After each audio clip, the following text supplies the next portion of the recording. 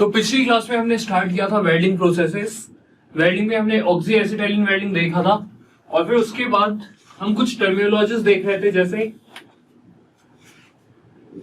Torch angle, then flame density, and after that we were having a look at the welding techniques. We saw forehand welding technique and we saw backhand welding technique. Okay,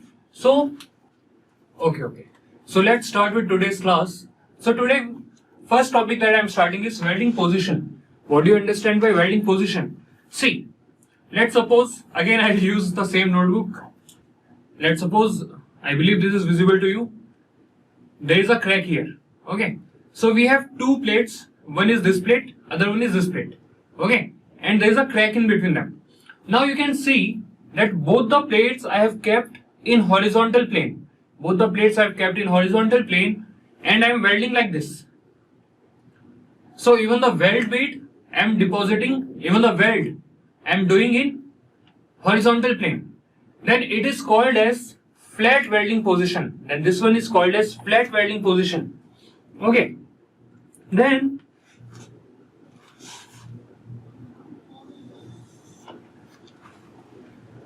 let's suppose there is this crack on the board. Okay, on this whiteboard there is a crack. Now you can see that I want to join this portion with this portion. So both the portions are on vertical plane. Both the portions are vertical, and even the weld I am going to do in vertical position. Even the weld I am going to do in vertical position. So this one is called as vertical welding position. This one is called as vertical welding position. Okay. Now let's suppose instead of a vertical crack, I have a horizontal crack on the board. Okay. So this is the first plate, this is the second plate. Okay. Since there is a crack, I want to join these two plates now. Now again you can see the plate 1 and plate 2 both are in the vertical plane. Both are in the vertical plane, but this time my hand is going to move horizontally. So this one is horizontal welding position. This one is called as horizontal welding position. So we have seen three welding position: flat, vertical and horizontal. Okay. So if you have understood, you can tell me which welding position I am drawing. Okay. Let's suppose I want to weld this crack. There is a crack here. If I want to weld this crack, what is it? Is it flat? Is it horizontal? Or is it vertical?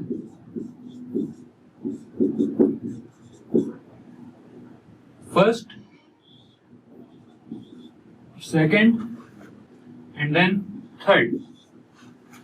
Which one is which? First one is the flat welding position. What about the second one? Second one is vertical, and the third one? If you want to join two plates and both the plates are in horizontal section, like they are kept horizontally, and even the crack is in horizontal plane, then it is called as flat welding position. So here you can see that this is one plate, this is second plate. Both the plates are kept like this. Even the weld I am going to do like this. So the first one becomes flat welding position. Then what is vertical welding position? Let's take the example of this board. On this board there is a crack, this crack. Okay. So the board is kept vertically, right? The board is kept vertically, and even I am going to deposit the weld vertically. I am going to do the welding vertically. So this one is called as vertical welding position. And this is the third example. Again we have the same board, but this time the crack is horizontal. So you can see that the board is vertical, but I am going to deposit the weld in horizontal plane. I am going to deposit the weld horizontally. So this one is called as horizontal welding position. Okay.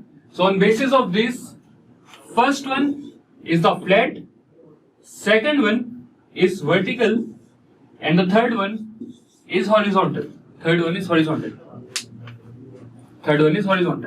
Okay, please copy this. Okay, so I'll start dictating. Write down. First one is flat welding. In flat welding, the plates to be welded are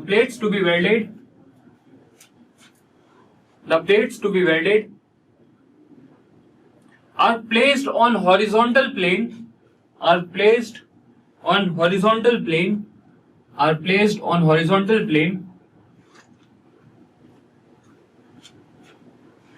and the weld bead,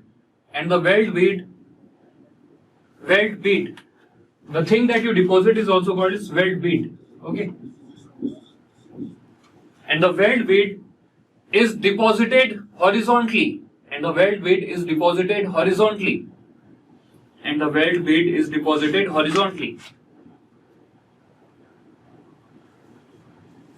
Okay, next one is vertical welding position.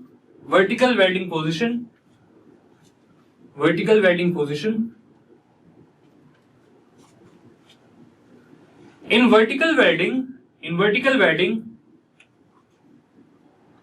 vertical welding, the plates to be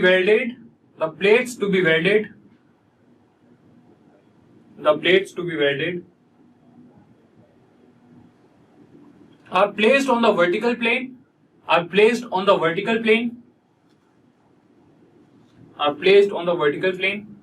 and the weld bead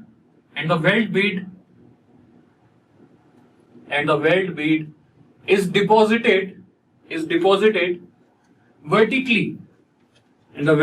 deposited vertically. Now please look here, please look on the board. Let's suppose this is a crack. Okay, so this one I have explained as vertical welding position. So where should I start the welding from? Should I start the welding from top or should I start the welding from bottom? Should I do welding like this and go upwards, or should I start welding from the top and come downwards? So should I start from 1 or should I start from 2? Okay guys, we'll start from the bottom. The reason is, see, let's suppose I'm magnifying the crack. This is the big crack. If you are starting from the top, if I am starting the welding from the top, let's suppose this much metal I have melted. Okay, because of the gravity, this metal will fall down. Right? So better start with the bottom. This will solidify. Go up. This will solidify. Go up. This will solidify. Like this, it will keep getting solidified. There is no worrying about the falling of the molten metal. No. Okay. Vishesh is saying starting from bottom also it will fall. Vishesh, below the bottom portion there is nothing. There is no crack. Okay. If you look at the example of board itself, there is no crack for the molten metal to fall. Let's suppose if there is crack also. Let's suppose it is continuous. Then, let's suppose there is continuous, then we can take a plate. We can give a support of the plate. So, this plate will help in collecting the molten metal. Okay, we can do that also. Okay. So, in vertical welding position, please continue. In vertical welding position, the welding is always done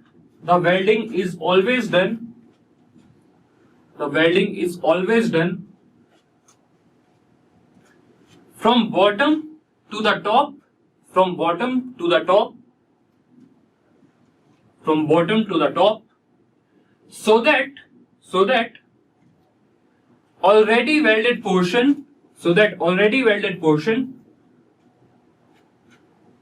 so that already welded portion will stop the molten metal flowing down. Will stop the molten metal from flowing down. Will stop the molten metal from flowing down. Okay. Next is horizontal welding position. Horizontal welding position. Horizontal welding position. In horizontal welding, the plates to be welded are placed in vertical plane, while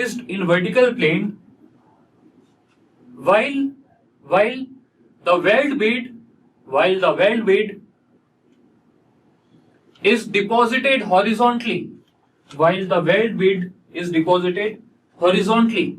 While the weld bead is deposited horizontally. While the weld bead is deposited horizontally. Okay. And then we have fourth type. That is overhead welding position. Okay. So it is quite clear from the name itself.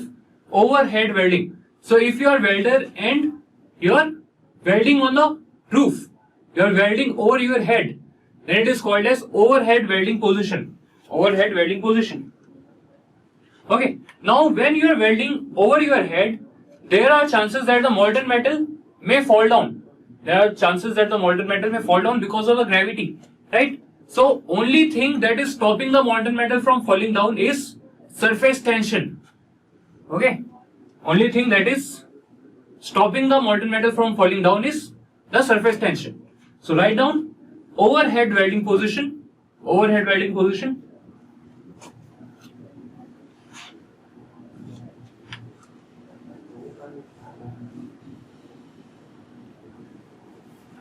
In overhead welding,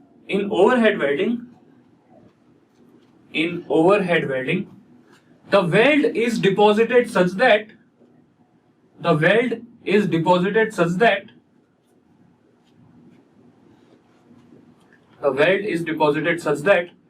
face of the weld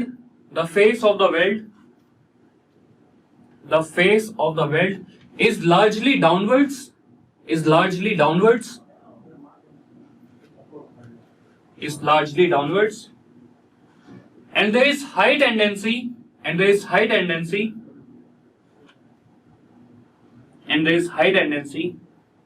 of falling down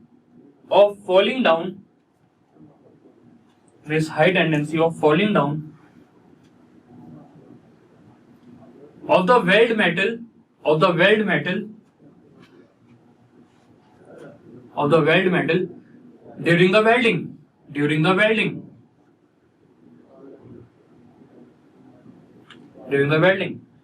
The molten metal particles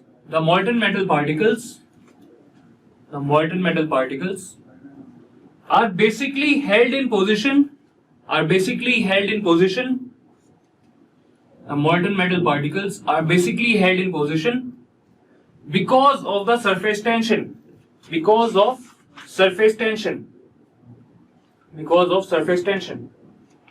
Okay. So all this welding position I have taught you just because in electroslag welding one term comes that electroslag welding is useful only in vertical welding position. Okay. So what is electroslag welding? All that we'll see later. Let's proceed now. Now, many of the batches, when I teach the students oxyacetylene welding, they have a doubt. Like, sir, if we can take some oxygen from atmosphere, why not take all the oxygen from atmosphere? What's the need for oxygen cylinder? Can't we take all the oxygen from atmosphere? Obviously, we can take all the oxygen from atmosphere, and that welding is called as air acetylene welding.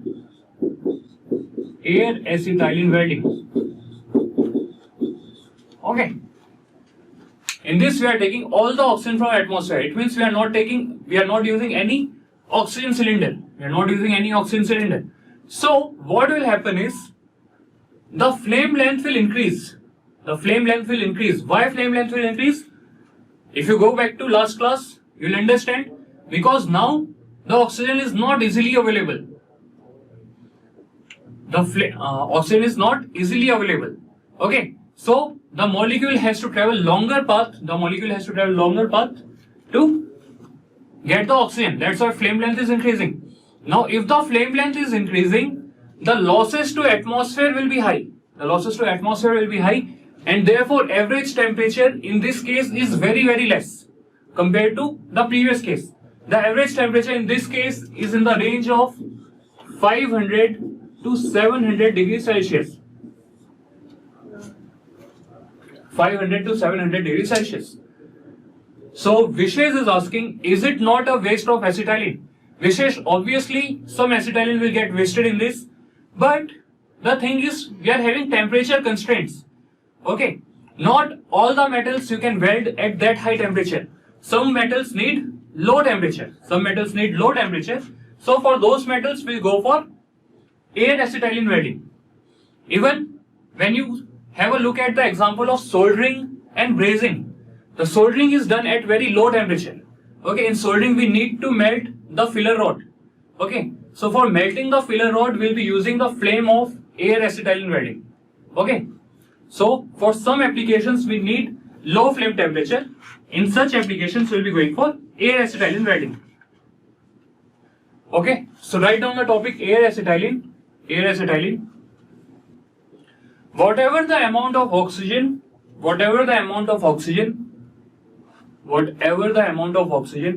is required for complete combustion of acetylene,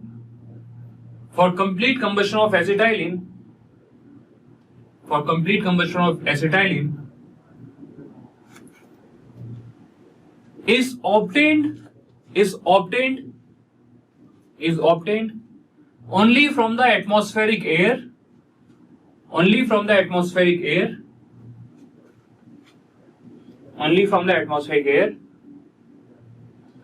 hence this is called as air acetylene gas welding.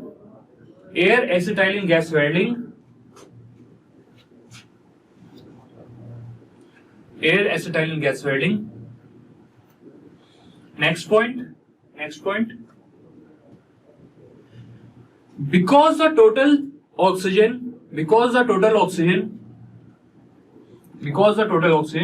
has to be taken from the atmosphere,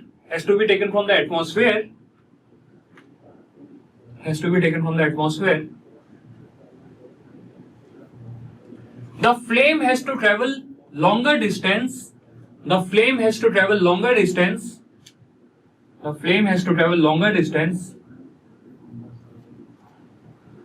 For complete combustion.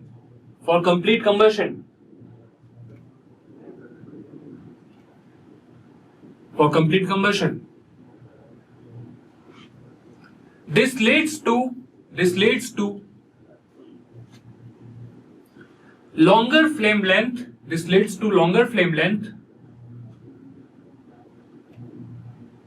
And hence more losses of the heat,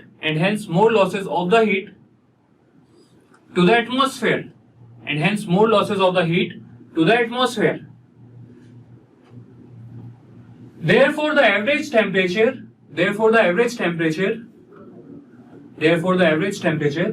is in the range of 500 to 700 degrees Celsius. 500 to 700 degrees Celsius.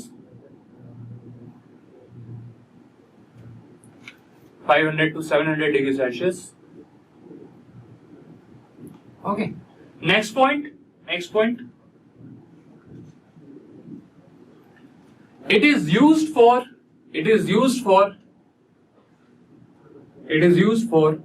welding of low melting point metals,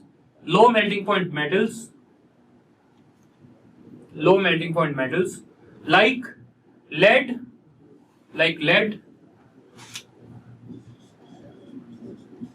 tin, zinc, cadmium, is used for low melting point metals like lead, tin, zinc, cadmium.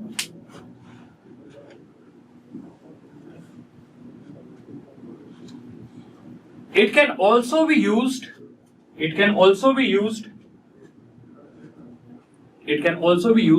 as the heat source for soldering operation. It is also used as a heat source for soldering operation. Next is oxyhydrogen welding. Can it also be used for plastics? Saurav is asking, can it also be used for plastics? So it will depend on the plastic, like what is the melting point. Generally, even this temperature could be high for the plastics. Okay. It will depend upon the melting point temperature of of the plastic. Okay. Oxyhydrogen. Now, in the previous case, since we were taking all the oxygen from atmosphere, the name was air acetylene. But here the name is oxyhydrogen. It means we are using one oxygen cylinder and one hydrogen cylinder. We are using one oxygen cylinder and one hydrogen cylinder. Now let us see the reaction that is happening. H2 plus O2, it will give us H2O plus heat. It will give us H2O plus heat. Now let's balance the reaction. 2H2 plus O2 will give us 2H2O plus heat. So you can see here that the ratio of H2 by O2, is how much? 2. We need, so H2 by O2, the ratio is 2. So this is a theoretical value. Practically we are going to use more hydrogen. How much more hydrogen? We are going to use 2.5 to 6 times more hydrogen. Now why are we using excess hydrogen? So let's suppose we are welding these two plates. This is the flame. Okay. See, some hydrogen will react with oxygen to form the flame. Now remaining hydrogen, it will just surround. It will just be present here. Okay. It will just be present here. And it won't allow the atmospheric oxygen to enter. Here. Now what will happen because of that? The molten metal, whatever molten metal is present, it will stay protected. From the atmospheric oxygen. Okay. Welding is taking place at very high temperature. So there are chances that the molten metal may react with atmospheric oxygen. It may get oxidized. And if the oxidized portion enters the weld, it will reduce the strength of the weld. Okay. So throughout the welding, we take lot of care of protecting the molten metal. So here, the excess hydrogen that we are using, it is acting like a shield. Right? So these gases, the gases which act like a shield are called as the shielding gas.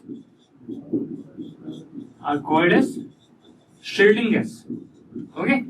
So excess hydrogen we are going to use for the shielding. Okay guys? So what I was telling here is that theoretically we require only 2 hydrogen per oxygen molecule. Okay? But practically we are going to use more hydrogen. The reason is the excess hydrogen that we are going to use, it is going to form a cloud of hydrogen around the weld, and it is going to protect the weld from atmospheric contamination. Okay, so this is oxyhydrogen welding. So please write down. Okay, Vishesh is asking, or use less O2 from the cylinder. If you use less O2, what will happen? Whatever the amount of O2 you use, no, at least 2, the ratio 2 is needed for complete combustion, right? At least that is needed. So if you decrease the value of O2, the combustion will not be proper. Okay, already this is giving us less temperature. Then again, if we reduce the value of O2, it will give us even lesser temperature. Same thing will happen like carb rising flame in case of oxyacetylene. right? The flame will become longer and it will have more losses, the temperature will reduce, like that.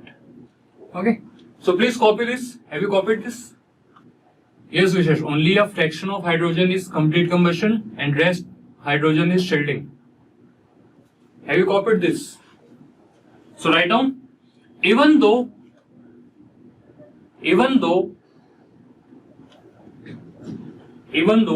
theoretically H2 by O2 ratio,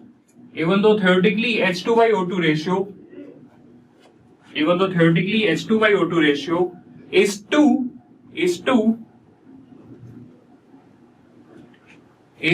2, but in practical conditions,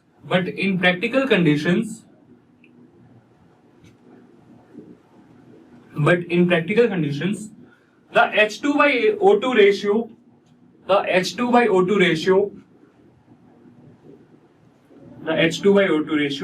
will be 2.5 to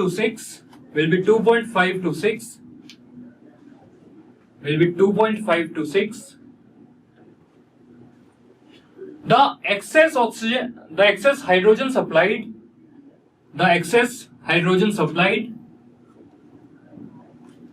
The excess hydrogen supplied will form a cloud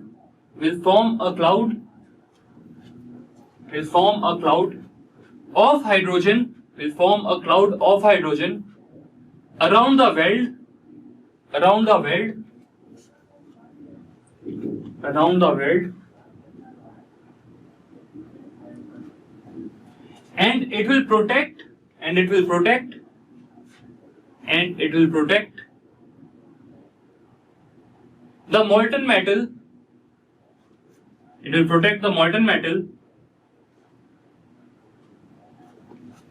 and it will protect the molten metal.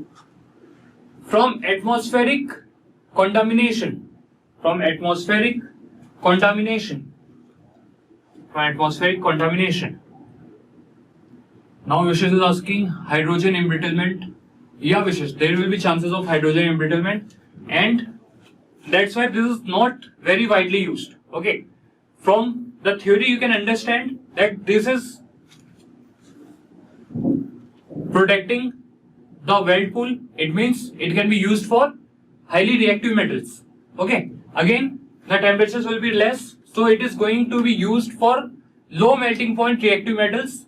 So this is one of the first welding methods that was developed for reactive metals. Okay, but as of now we are having much better welding methods like tungsten inert gas welding that also can be used for aluminum and magnesium. Okay, so generally this is not as preferable as the other weldings. Okay,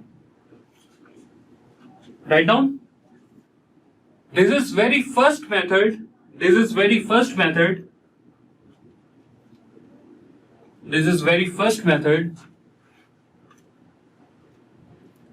invented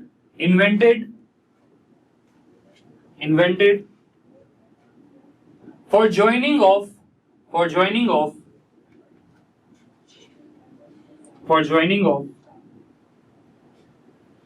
highly reactive metals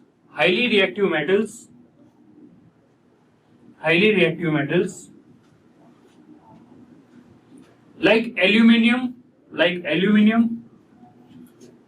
magnesium, etc. In this, the average temperature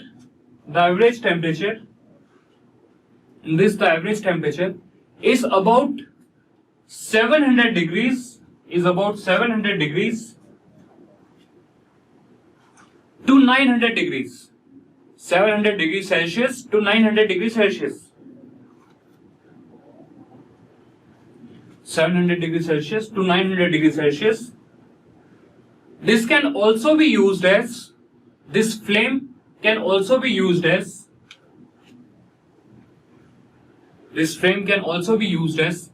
a heat source for brazing operation. for brazing operation. Next welding that I am going to start now is arc welding. Okay. So arc welding is going to be the first topic from which you can expect numericals. Okay. From arc welding many times numericals have come